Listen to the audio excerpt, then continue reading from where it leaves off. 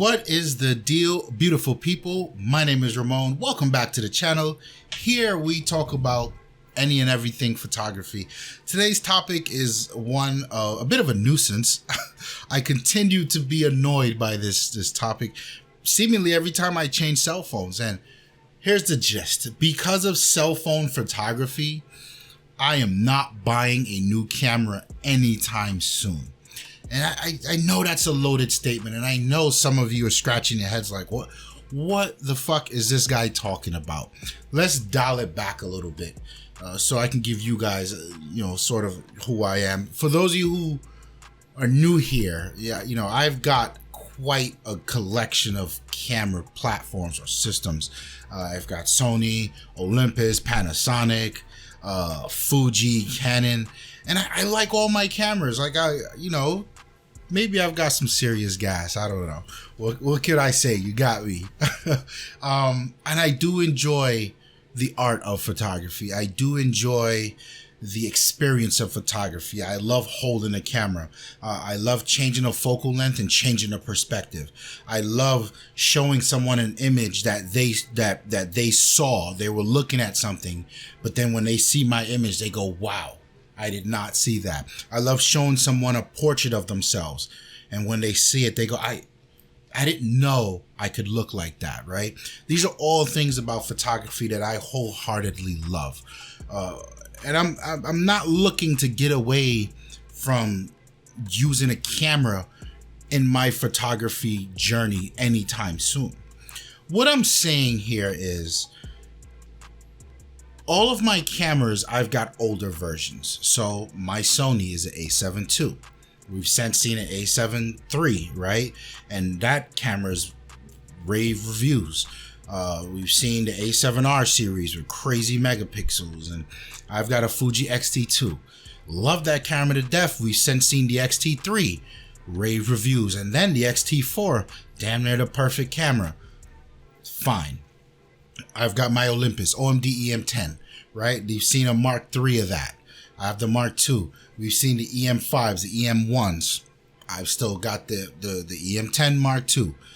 My point here is, each of my cameras that I currently have had many iterations after. And these many iterations after, I feel, don't really offer mind-blowing reasons to purchase them. So the A7 II, that's my professional camera. That's my go-to when I'm doing professional work. The A7 III, okay, you get some more megapixels, a better sensor, a backlit sensor, improve IBIS, improve eye autofocus. All of these things are nice, but I wasn't exactly struggling with any of these because as a professional photographer, I need to know how to use my tools. I know how to use a flash. I know how to get around low ISO. I know how to get around a camera that's not focusing the best because let's be honest, focusing with the A7 II in low light can be a nightmare sometimes, but I know how to get around this. Is it worth going and spend another $1,200? No, I already know how to get around this. The X-T4 now has IBIS. I'm not exactly struggling because on my X-T2, I use the kit lens that has image stabilization on it. That's enough stops for me, right? I've never really been in a situation with my Fuji where I go, God damn it, I just couldn't get the shot. And I shoot a lot of street stuff at night with that camera. Totally fine. My Olympus, still a micro four thirds sensor, and it's got micro four thirds sensor issues, and I still know how to get around that. I don't feel like anything Olympus has done to new cameras recently has been enough for me to update. But what I am saying here is, when I look over in the cell phone world, year after year, every single year, these guys are killing it with features that are making huge amounts of strides, right? 2 years ago, it was the night scenes. These guys are getting properly exposed images of night scenes, pretty dark scenes that I couldn't even begin to fathom how, like, none of my cameras, I gotta put thought into getting the same image out, and then I gotta go post process it. What the hell is that? That's super annoying. Now the Pixel is out. It's shooting astrophotography. My latest phone, the Galaxy S20 Ultra, it's got some 100 megapixel camera on there with some stupid zoom that's pretty reliable, up to like 30x, I think.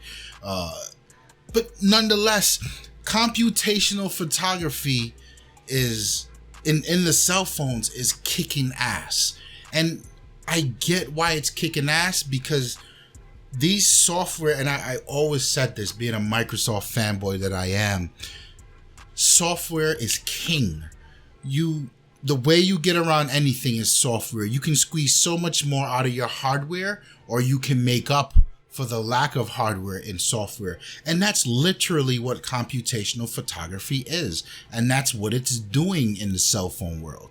I think it's by and large unacceptable that a cell phone has a night mode that captures an image that it does, and my $1,000, $2,000, $3,000 camera on auto mode can't come anywhere close to that.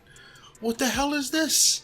And until these camera manufacturers take this seriously, there's no real reason for me to upgrade. I don't need the incremental upgrades, because I know how to get the result that I need to get. What I do want to see, however, is you've got Olympus, Fuji, Sony. These guys have been, I'd say, by and large, innovating a lot more and a lot better and faster than Canon and Nikon. And I thought by now we would have seen some computational photography modes in these cameras. No. That's what I want to see. The next camera that comes out that has a night mode, that has an astrophotography mode, that can recognize food and bump up the sharpening and the saturation, that's where I'm putting my money. I don't care what manufacturer it is. I'm going to buy that because I'm going to vote with my wallet, and I'm going to support that. I'm curious to know where you guys stand on this topic. Are you starting to feel nickeled and dimed by these camera manufacturers, especially when looking at what's going on in the cell phone world? Let me know in the comment section below. My name is Ramon. Thank you for stopping by. Like the video if you like it. Subscribe to the channel if you're new here. And I'm out of here. Peace.